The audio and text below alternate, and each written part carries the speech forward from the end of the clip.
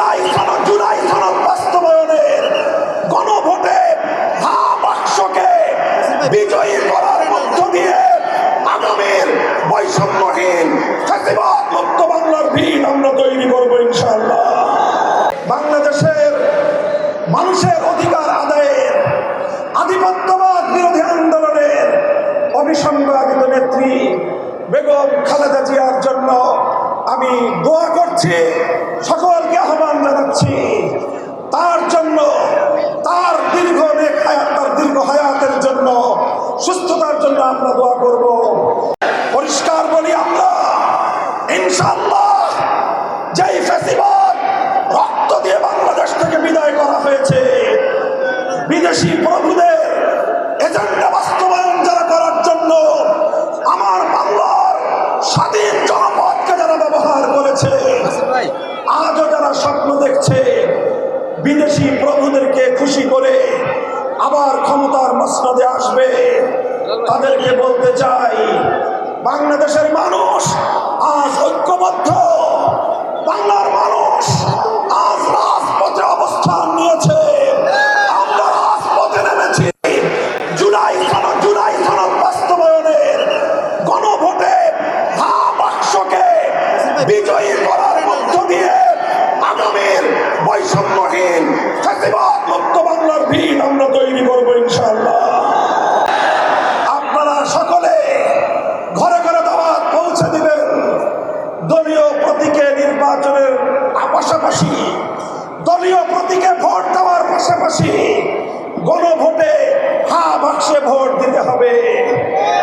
যদি কেউ এই গণভোটে না ভোটের ক্যাম্পেইন করেন, ধরে নেব আপনারাও ফ্যাসিবাদের দোসর। ইনশাআল্লাহ আমরা রাজপথে আছি।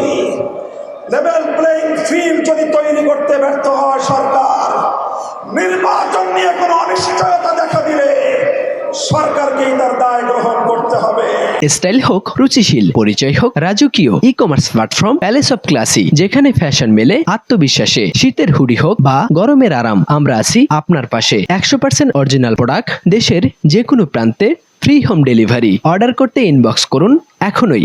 Palace of classy, B classy, be confident. সংগ্রামী সাথী ও বন্ধুগণ, এভাবে রাজপথে যে মহান ঐক্য গড়ে উঠেছে, সে ঐক্যে 8 দল মোহনায় মিলিত হয়েছে।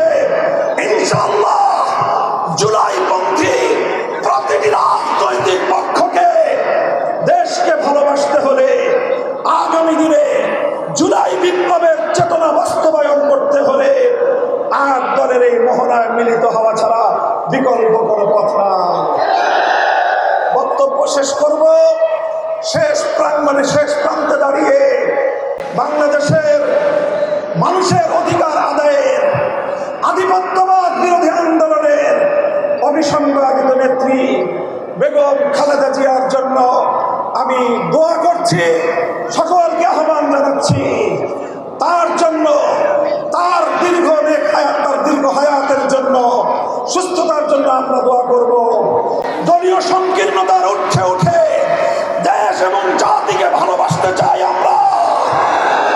আমাদেরকে বিরোধী পক্ষে ঠেলে দিয়ে আমাদের সঙ্গে যদি কেউ বিরোধ তৈরি করতে আসেন, আমাদের শান্তিপ্রিয় চলার পথে যদি কেউ প্রতিবন্ধকতা তৈরি করতে আসেন, রাজপথে মোকাবেলা করব।